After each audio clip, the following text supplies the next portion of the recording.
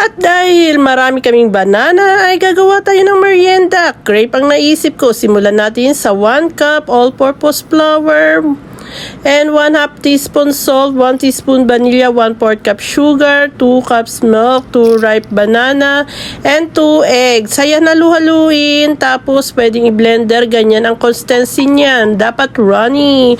Ngayon, ilabas ang ating mahiwagang kawali. Painit at lagyan ng langis. Ayan, dapat manipis dapat. Pero kung kayo ay gusto nyo makapal, ay di sige. Bahala kayo. Ako gusto ko manipis eh. Tapos, halimbawa, baliktarin natin ng ubod ng pagmamahal. Dahan-dahan dapat, baka masira naman. Tapos, ayan, i-fold natin. Ayan, may masarap na tayong merienda. Ganun kadali. Mayroon din akong isang strawberry and blueberry. Nilagyan ko rin ng syrup. Yan yung pang maple syrup. Thank you for watching.